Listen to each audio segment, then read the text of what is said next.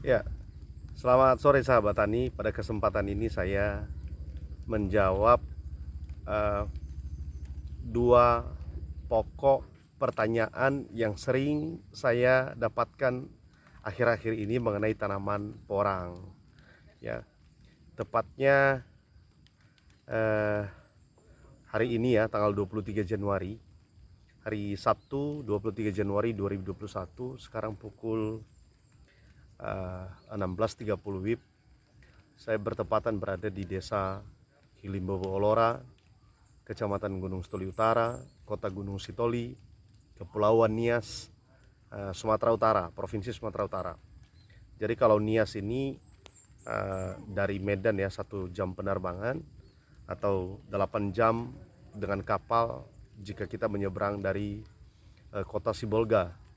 Nah, ada dua pokok yang mau saya jelaskan. Yang pertama adalah terkait dengan ada banyak sahabat tani, teman-teman petani, calon para petani porang yang meminta bantu untuk diakses membeli bibit. Nah, yang kedua adalah idealnya eh, berapa luas seharusnya porang itu bisa ditanam yang bisa kemudian eh, menutupi kebutuhan kehidupan para petani ya, khususnya di Kota Gunung Sitoli ataupun di Kepulauan Nias. Nah, yang pertama bahwa bibit pada saat ini sudah tidak ada lagi.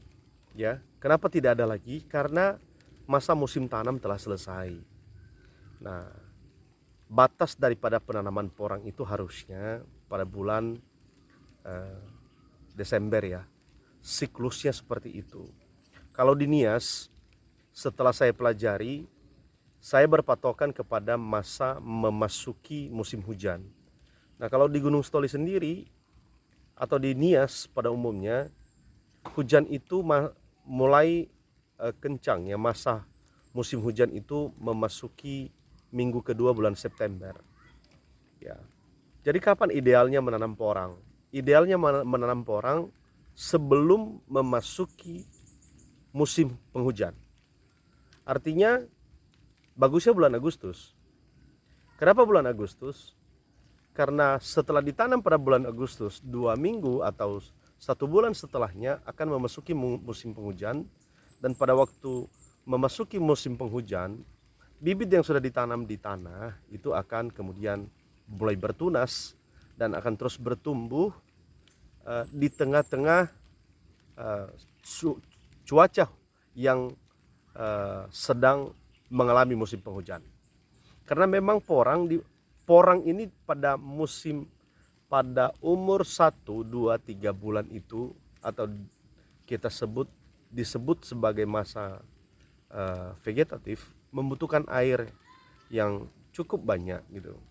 Nah, sehingga 3 bulan pertama itu masa vegetatif, dia membutuhkan curah hujan yang tinggi. Nah, baru setelah memasuki bulan keempat, maka porang sudah tidak lagi terlalu membutuhkan air ya, yang seperti pada masa vegetatif. Jadi saya mau jawab bahwa menanam porang baiknya dilakukan atau harus dilakukan sebelum memasuki musim penghujan atau pada musim penghujan, tetapi jangan melewati bulan Desember. Nah, kalau bibit saat sekarang ini sudah tidak ada lagi, Bapak Ibu, ya. Kalaupun ada buah katak pada saat ini sekarang ini, biji ya, seperti yang ada di atas ini, seperti ini, ya. Ini ya. Ini harus menunggu sampai dia dorman. Ini pohon bisa mati ya. Kalau seperti pohon ini sekarang, ini sudah memasuki 3 bulan ya, 3 bulan lebih, bahkan sebentar lagi sudah memasuki bulan keempat. Nah, ini posisinya adalah posisi masa generatif, masa di mana dia sedang membesarkan buah dan membesarkan umbi yang ada di tanah. Nah, sementara kalau vegetatif itu kan dalam rangka pertumbuhan batang dan pembentukan daun-daun gitu. Nah, yang kedua, kapan idealnya menanam porang itu berapa luas? Nah, saya mau jawab, ini kan tergantung kemampuan kita. ya, tergantung kemampuan kita. Tetapi dari sisi hitungan ekonomi, ya, kalau seorang petani mau fokus dan memiliki modal yang terbatas, ya kita sarankan bertahap. Tapi kalau bisa, ya dimulai dengan 5.000 batang saja, 5.000 batang, ya. Saran saya kalau membeli bibit, karena saya ini kan sudah bermacam-macam membeli bibit, mulai dari kataknya, bulbilnya, bahkan sampai umbinya. Saya sarankan membeli dari katak, dari buah, ya. Tapi saya sarankan juga buah pun yang dibeli jangan lagi yang kecil, tapi diambil katak yang super, yang besar, yang isinya 100 maksimal 201 kilogram isinya. Nah, kapan pembelian bibit dilakukan baiknya?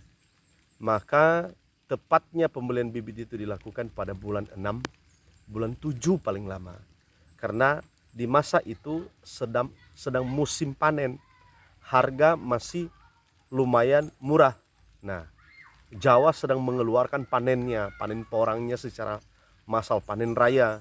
Nah, kalau sudah memasuki bulan Agustus, memasuki bulan September, dan seterusnya, itu harga sudah sangat mahal sekali. Dulu pada waktu tahun lalu 2020, pada waktu saya mencari bibit, ya, pada waktu saya tanya di bulan-bulan Juli tahun 2020, itu harganya masih posisi 175.000 1 kilo, ya, 175.000 1 kilo.